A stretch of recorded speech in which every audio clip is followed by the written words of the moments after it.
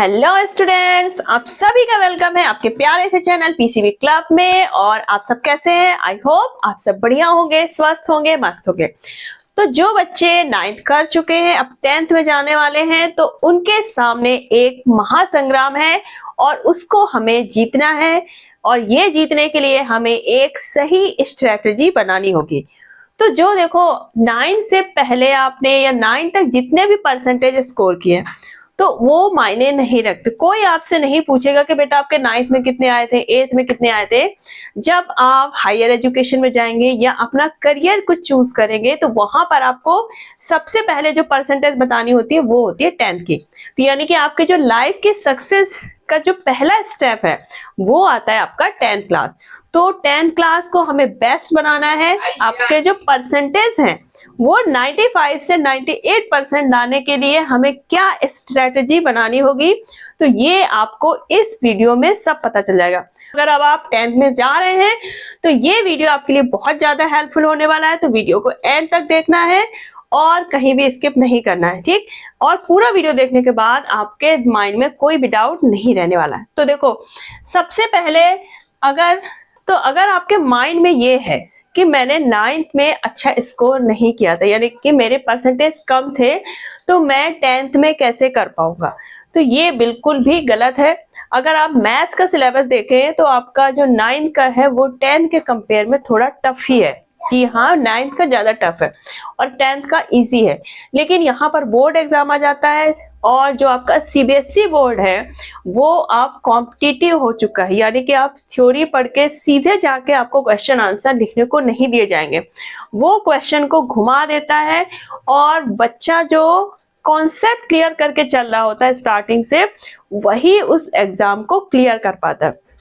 और जिसने क्या किया, लास्ट टाइम पे थोड़ा सा पढ़ लिया इधर उधर से या कोई कोर्स कर लिया लास्ट टाइम वाला, तो वो पास भले ही हो जाए, लेकिन वहां पर उसके ना तो कॉन्सेप्ट क्लियर होगी और जब वो नेक्स्ट क्लास में जाएगा तब उसको बहुत ज्यादा प्रॉब्लम होगी, क्योंकि उसका बेसिक क्या है, पूरा बेकार है। उसके कॉन्सेप्ट क्लियर नहीं होंगे तो वो 11th 12th में कैसे कर पाएगा। तो यहाँ पर जो स्टार्टिंग से आप बेसिक अपने कॉन्सेप्ट क्लियर करते चलेंगे तो आपको एग्जामिनर कितने भी क्वेश्चन घुमा के दे, आप उनको बहुत ही इजी सॉल्व कर लेंगे और आपका जो परसेंटेज है वो हाई रहेगा। अपने परसेंटेज को हाई रखने के लिए, अच्छा स्कोर करने के लिए 10th में हमें क्या करना है, स्टार्टिंग से ही एक सही स्ट्रेटजी बना के रखनी है और उसको फॉलो करना है। अब देखो, सबसे पहले बात आती है कि मोटिवेशन। अगर हम किसी चीज करने के लिए मोटिवेट हो जाते हैं तो हम क्या करते हैं, जिस दिन हमें मोटिवेशन मिलता है हम क्या करते हैं, उस चीज को बहुत ज्यादा कर डालते हैं। तो क्या होता है, हमें बहुत ज्यादा मोटिवेशन आया था, जोश आया था और हम उस दिन को 8 से 10 घंटे पढ़ाई कर डाले, ठीक। फिर उसके बाद डाउन, फिर उसके बाद क्या होता है, फिर धीरे धीरे ऐसे चलती रहती है, कभी पढ़ा कभी नहीं पढ़ा। तो ऐसे हमें पढ़ाई बिल्कुल नहीं करनी है, क्योंकि ऐसा करने वाला सक्सेसफुल नहीं होगा, ठीक है, उसके परसेंटेज अच्छे नहीं होंगे। तो हमें क्या करना है, सबसे पहले हमें कुछ ऐसा करना है कि हम डेली मोटिवेट रहे। अब डेली मोटिवेशन के लिए हम क्या कर सकते हैं, तो आपके पास एक छोटी सी ट्रिक है। देखो, बच्चे सबसे ज्यादा प्यार किससे करते हैं, अपने पेरेंट्स से। तो अगर आप जैसे कहीं जा रहे होते और अगर आपसे कोई पूछ देता है कि अच्छा आप उनके बेटे हैं, अच्छा अगर आपके पापा की बड़ाई होती है तो आपको बहुत अच्छा लगता है, ठीक। लेकिन अगर आपके पेरेंट्स कहीं गए किसी से मिले और वो पहचाने जा रहे हैं आपके नाम से, अच्छा आप उनके पापा हैं या आप उनकी मम्मी हैं, तो उनको जो खुशी होगी ना वो आप फील भी नहीं कर सकते। मतलब वर्ल्ड की बेस्ट जो खुशी है उनको वो उस समय फील हो रही होगी। तो अगर आप भी चाहते हैं कि आपके नाम से आपको पेरेंट्स को कोई पहचाने या आप उनको वो खुशी देना चाहते हैं, तो आपको करना क्या है, आप जहां पर स्टडी करते हैं, जो आपके स्टडी टेबल है, वहां पर आपको एक अपने पेरेंट्स की फोटो लगानी है। और तो वो फोटो आपको हमेशा इस बात का एहसास दिलाएगी, याद दिलाएगी कि आपको कुछ ऐसा करना है कि पेरेंट्स को आपके नाम से पहचाना जाए, उनको वो खुशी देनी है, ठीक। तो मोटिवेशन आपको डेली मिलेगा। अब देखो हमें करना क्या है, तो सबसे पहला स्टेप करना है, हमें अपने सिलेबस को समझना है। जब हम अपने सिलेबस को समझेंगे और सिलेबस में हमारे क्या इंपॉर्टेंट टॉपिक है, क्या आपके वेटेज टॉपिक है, यानी कि किसमें ज्यादा मार्क्स से क्वेश्चन पूछे जाते हैं, तो उन पर हमें क्या करना है, ज्यादा फोकस करना है। बाकी हमें शुरुआत में सारी चीजें पढ़नी है, लेकिन जो पेपर में ज्यादा पूछे जा रहे हैं, ज्यादा टॉपिक आने वाला है, उस पे हमें कुछ खास फोकस करना है। ठीक है, तो आपका क्रिएट अ टाइम टेबल, तो आपको एक प्रॉपर टाइम टेबल बना के रखना होगा। डेली आपको क्या करना है, छोटे छोटे टारगेट्स बनाना है कि आज मैं ये पढ़ूंगा, आज मैंने इतना टॉपिक पढ़ना है मुझे, तो वो आपको डेली करते जाना है। ठीक है, एक बड़ा टारगेट बनाने से अच्छा है, आप वो पढ़ेंगे कंप्लीट कर नहीं पाएंगे, तो आपको क्या करना है, छोटे छोटे टारगेट बनाना है और उनको डेली कंप्लीट करते जाना है। तो एक रूटीन पे चीज आपकी क्या होगी, चलती रहेगी। कंसिस्टेंसी, अब देखो किसी भी काम में कंसिस्टेंसी बहुत जरूरी है। ये नहीं कि कभी आपने 8 से 10 घंटे पढ़ लिए, फिर 2-3 दिन आपने कुछ नहीं पढ़ा, इधर घूम रहे या फिर पढ़ लिया, तो ऐसे नहीं करना है। आपको डेली पढ़ना है, छोटे छोटे टारगेट्स बनाना है, डेली टॉपिक को डिवाइड करके रखना है, उनको पढ़ना है, उनके बेस पे क्वेश्चंस को सॉल्व करना है। तो इससे क्या होगा, आपके ऊपर एक जो लोड है वो भी नहीं होगा और आपका धीरे धीरे करके सिलेबस कंप्लीट होता जाएगा। और जब आप छोटे छोटे टॉपिक पढ़ेंगे, उनके बेस पे क्वेश्चंस भी सॉल्व करेंगे, तो आपके जो कॉन्सेप्ट्स होंगे वो क्लियर होते जाएंगे। तो सबसे ज्यादा आपको क्या करना है, कॉन्सेप्ट को क्लियर करना है, उस बेस पे तरह तरह से घुमा घुमा के जैसे भी क्वेश्चन बन सकते हैं वो करना है, और खुद से भी क्वेश्चन बनाना है कि इस टॉपिक पे आपके किस टाइप के क्वेश्चंस आ सकते। आपके हफ्ते में कितने दिन है, 7 डेज, आप 6 डेज पूरा रूटीन फॉलो करें। नहीं कहते कि आप पूरे हफ्ते पढ़ते रहे, लगातार पढ़ते रहे, ये नहीं। आपको हफ्ते में एक दिन, संडे का दिन अपने लिए रखिए, क्योंकि अगर आप एक चीज पे ही लगे रहेंगे तो क्या हो जाता है, वो चीज से आप फेड अप हो जाते हैं, बोरियत होने लगती है, फिर पढ़ाई से हमारा मन हटने लगेगा। तो हमें क्या करना है, 6 दिन हम बराबर रूटीन से पढ़ेंगे, प्रॉपर पढ़ेंगे, और हफ्ते का एक दिन जो वीकेंड का डे है वो हम एंजॉय करेंगे, रिलैक्स करेंगे, अपने माइंड को कूल करेंगे, और अपनी फैमिली के साथ घूमने फिरना जो भी करना फ्रेंड्स के साथ करिए। क्योंकि एक दिन होना चाहिए जिसमें हमारी बॉडी रिलैक्स करे, हमारा माइंड भी रिलैक्स करे। तो आपको अभी ये सब रिलैक्स करें, क्योंकि 10th में आपको इतना बर्डन नहीं लेना है कि हम हफ्ते में एक दिन भी अपने लिए ना निकाल पाए। उधर लास्ट में जब आपका पेपर के टाइम आ रहे होंगे, तब आप 2-4 महीने संडे को भी इंक्लूड कर लीजिए, लेकिन अभी आप संडे को आराम से एंजॉय कर सकते हैं। थोड़ा बहुत जो आपका पेंडिंग वर्क है वो आप कर सकते हैं, बाकी आप इसको रिलैक्स कर रखिए। सेकेंड पॉइंट, नेक्स्ट पॉइंट है आपका रेगुलर क्लासेस। देखो सबसे पहले बच्चे क्या करते हैं, जो मोस्टली टाइम है उनका वो कहाँ जाता है, आपका स्कूल में।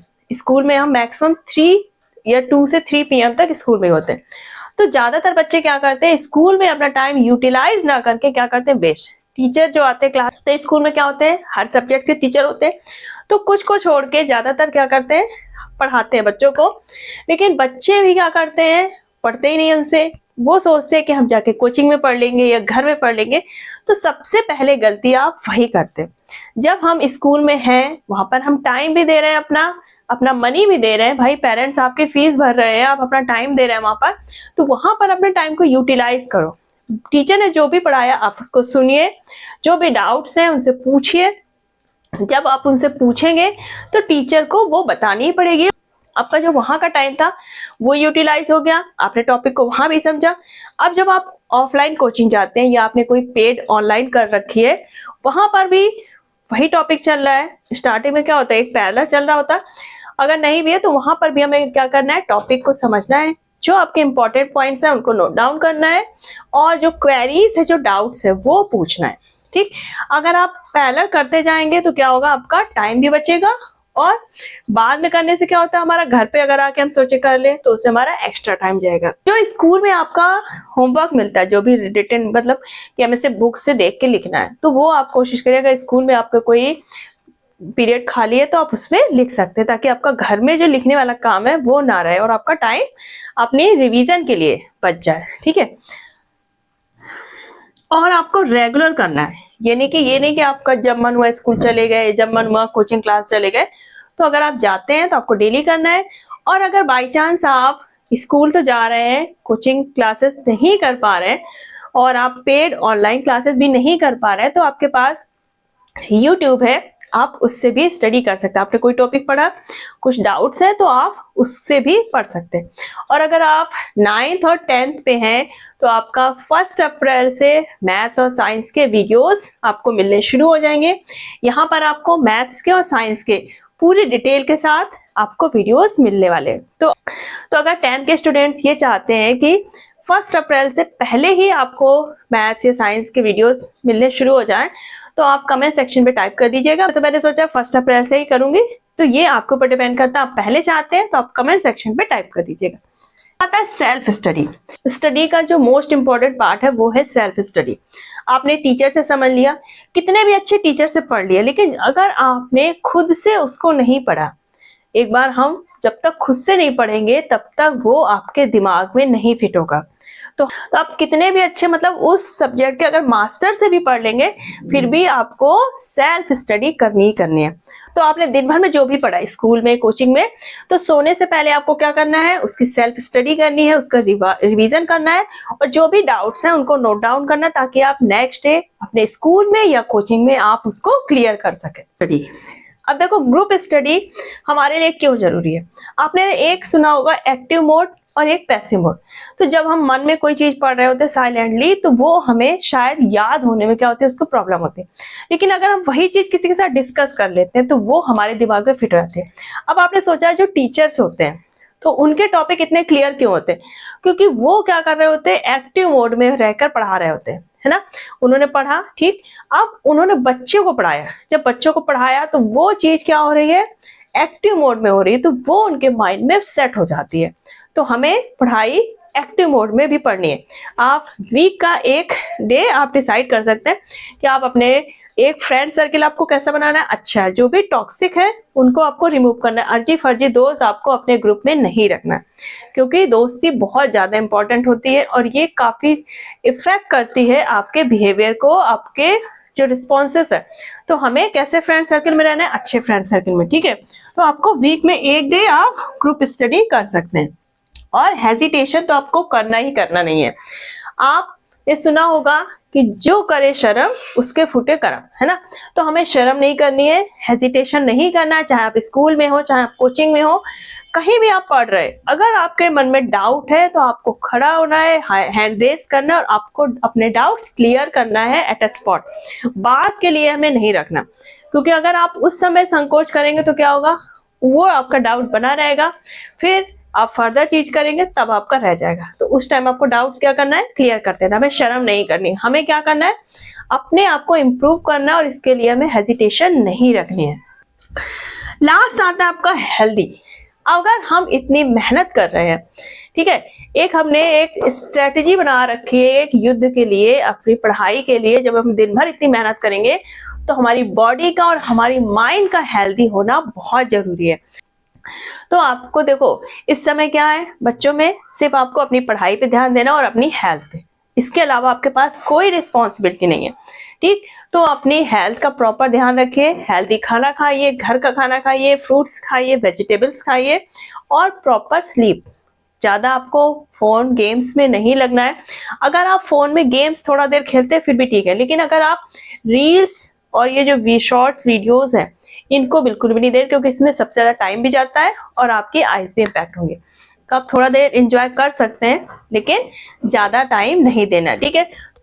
तो आई होप ये आपको जो स्ट्रेटजी है ये क्लियर हो गई होगी, कैसे आपको 10th में स्टडी करनी है। स्टार्टिंग से आपको खरगोश नहीं बनना है कि लास्ट में दौड़ लगा दी, ठीक। हमें क्या करना है, भले ही हम कछुए की चाल से भी चल रहे हैं लेकिन हम रेगुलर चलते रहेंगे तो हम रेस जीत जाएंगे, ठीक। जो आपके सीबीएसई बोर्ड में तो मेन बुक्स क्या होती है, हमारी एनसीईआरटी, ठीक है। अब बात आती है रेफरेंस बुक की। तो देखो मैथ्स के लिए हम लोग क्या यूज कर सकते हैं, R D Sharma, R S Agarwal. तो पहले आप एनसीईआरटी करिए, उसके बाद आर एस अग्रवाल, ठीक। लास्ट में हम क्या कर सकते हैं, आर डी शर्मा, ठीक है। अब अगर साइंस की बात करें तो एनसीईआरटी तो सिलेबस हमें लेके चलना है। और अगर आपके रेफरेंस बुक की बात करें तो आपकी जो लखमीर सिंह है, लखमीर सिंह आपके रेफरेंस बुक साइंस के लिए बहुत अच्छी है। इसमें जो कॉन्सेप्ट्स हैं बहुत ही इजी लैंग्वेज में क्लियर है आपके, और एक टॉपिक के बाद आपको उसमें काफी क्वेश्चन मिलेंगे उस टॉपिक से रिलेटेड।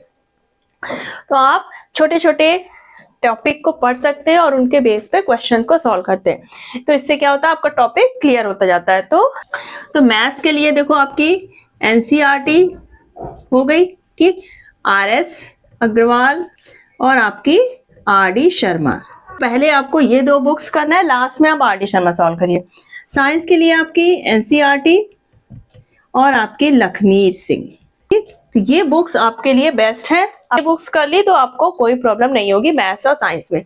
तो आई होप ये वीडियो आपके लिए फ्रूटफुल रहा होगा। So all the best for your new journey. And अगर आपको ये वीडियो पसंद आया तो वीडियो को एक लाइक कर दीजिएगा, अपने फ्रेंड्स को शेयर कर दीजिएगा। और अगर आप 9th में हैं और 10th में हैं और मैथ्स और साइंस के जितने भी डाउट्स हैं चैप्टर वाइज आपको क्लियर करना है, सारे आपका सिलेबस कंप्लीट करना है, तो आप चैनल को सब्सक्राइब कर सकते हैं। चलिए फिर मिलते हैं नेक्स्ट वीडियो में, तब तक अपना ख्याल रखिएगा। Bye bye, take care.